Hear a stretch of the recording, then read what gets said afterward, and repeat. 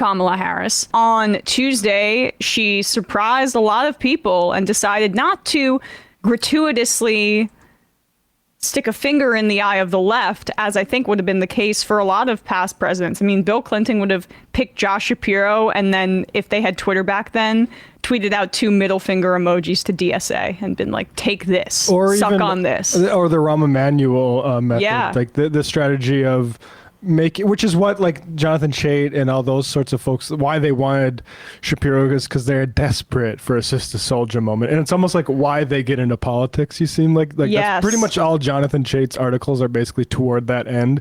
And I mean, as we'll see, they finally got their sort of consolation Sister Soldier. They got their kind of meek and not so effective Sister Soldier moment by Kamala Harris. We'll get to that in a second. But you mentioned Rahm Emanuel. I mean, Rahm Emanuel did not like Tim Walz because he couldn't self-fund.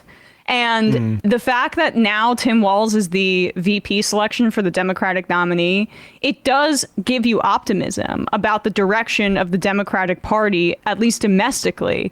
Like Walz, free school breakfast and lunches, pot legalization, paid sick leave, and state-run paid family and medical leave up to 20 weeks. And he's not a lawyer. Not a lawyer. First time in like decades that the Democrats haven't all been lawyers on the presidential ticket.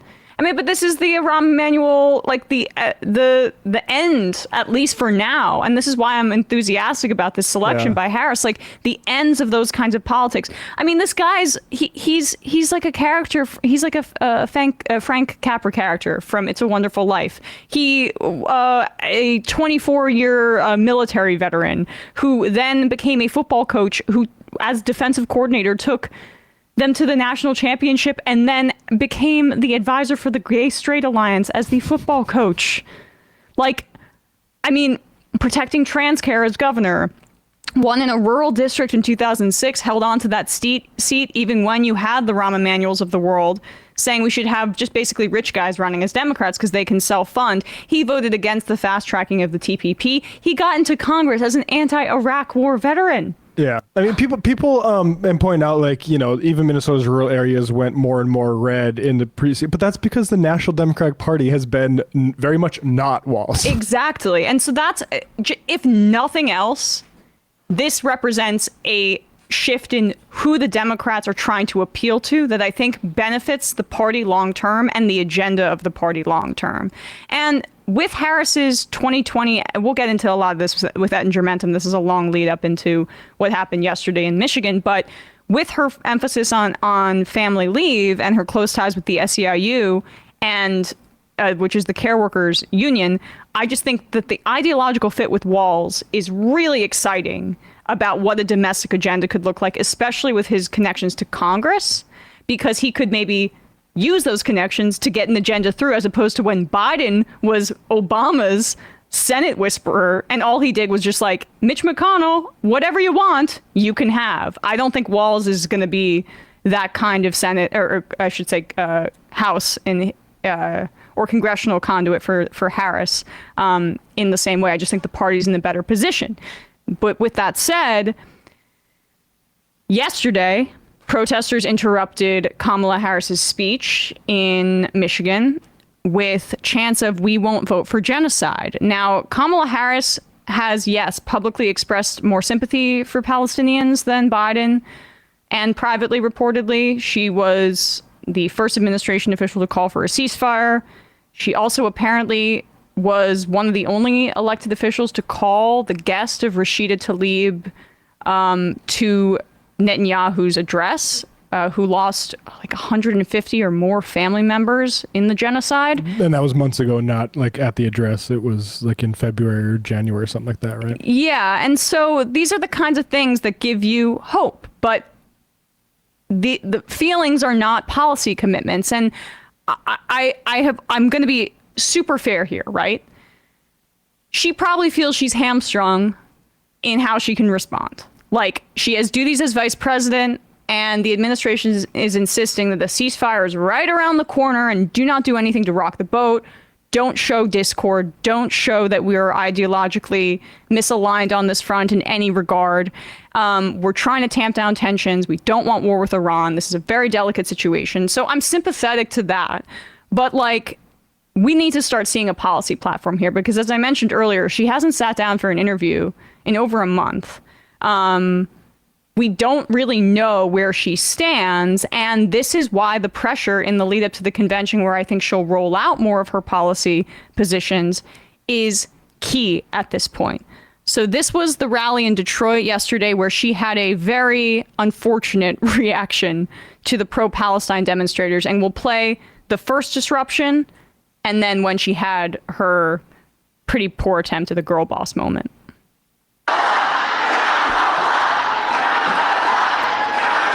And please do check out Project 2025, because I'm telling you, it is a plan. It is a plan to weaken America's middle class. Project 2025, if he is elected.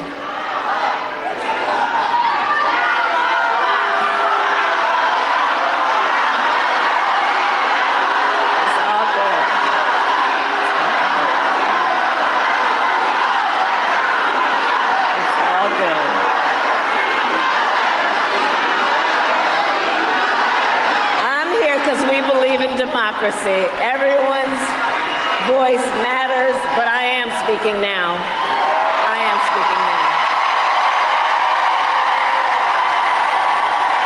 So this would have been okay if she left it there. Everyone's voice should be heard. So all right. Project 2025. Look, if he is elected, Donald Trump intends to give tax breaks to billionaires and big corporations. He intends to cut Social Security and Medicare. He intends to surrender our fight against the climate crisis, and he intends to end the Affordable Care Act. You know what? If you want Donald Trump to win, then say that, otherwise I'm speaking.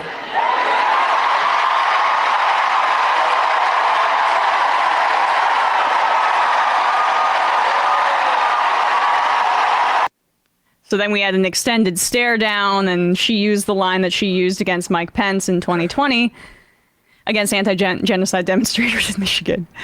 So there's a good portion of the Democratic electorate and the electorate at large that's going to like this.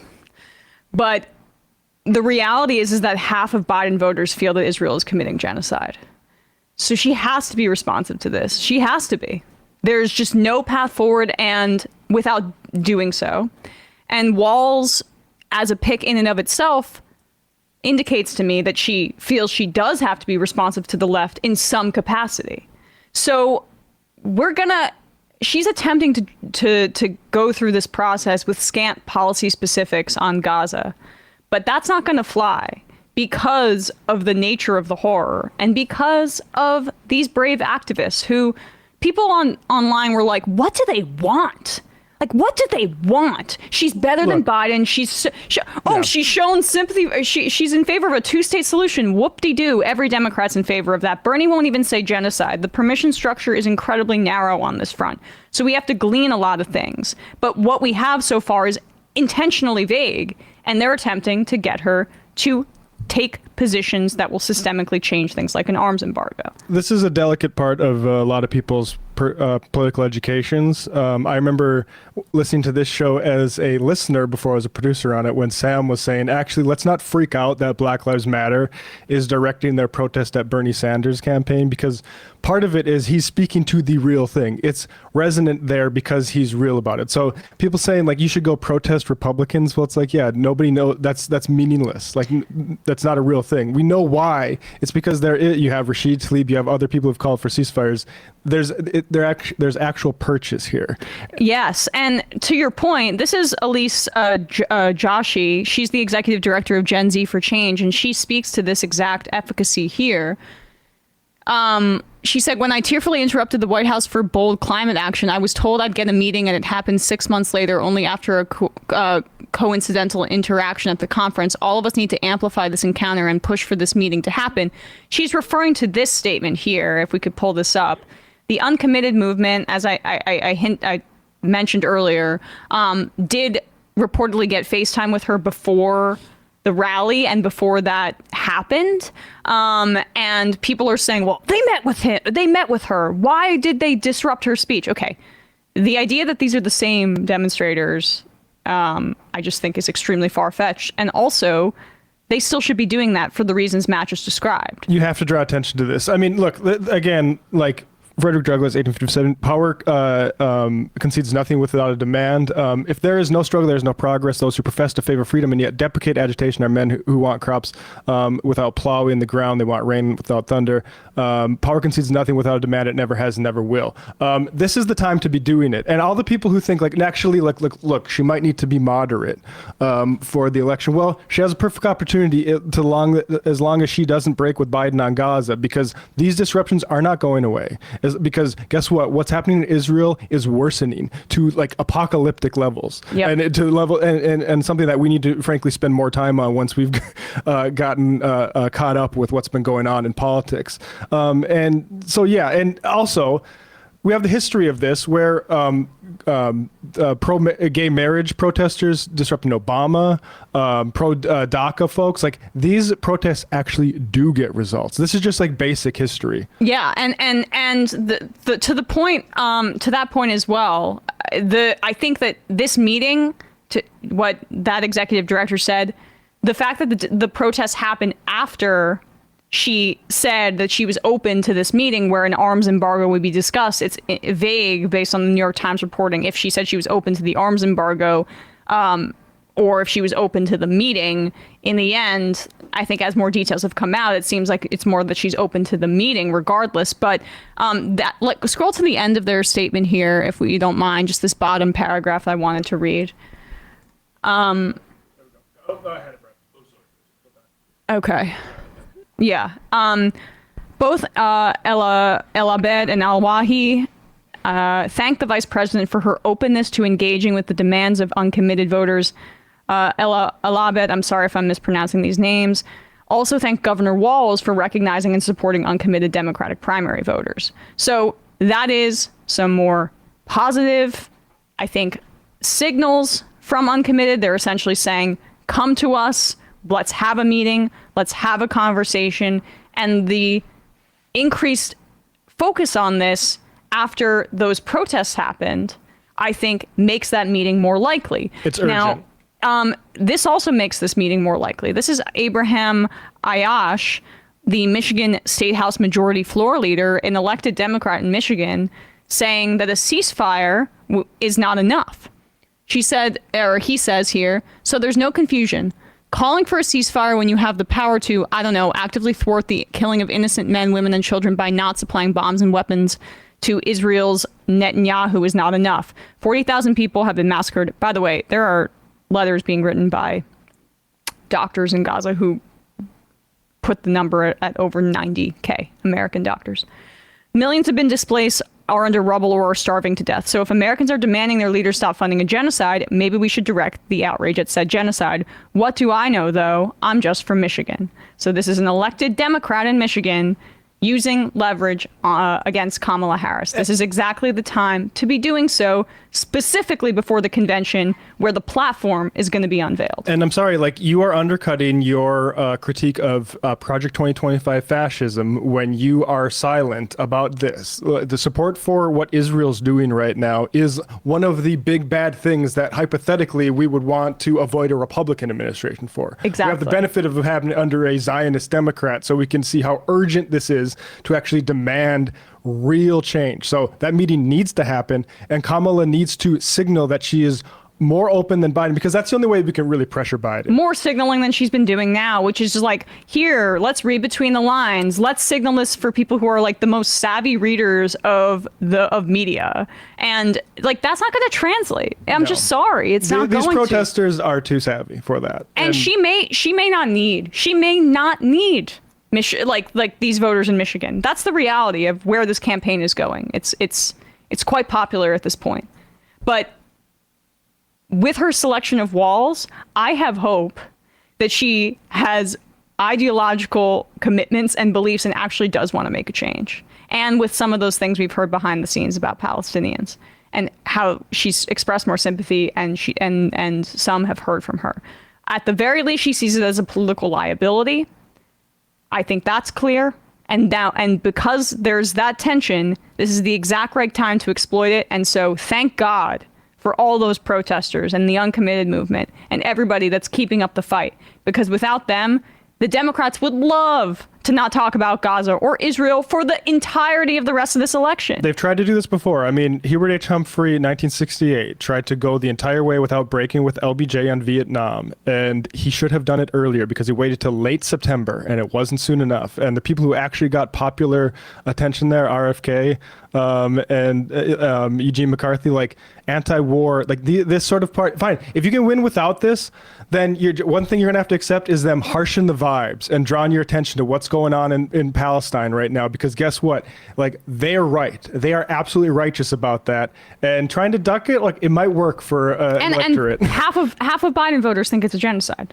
Exactly. Right? So, like, there is... She can do this. You can. Right? Yep. And let's attempt to continue to solidify this goodwill and move this country and this party forward in ways that I'm optimistic about based on the Walz pick and some of the other parts of her campaign.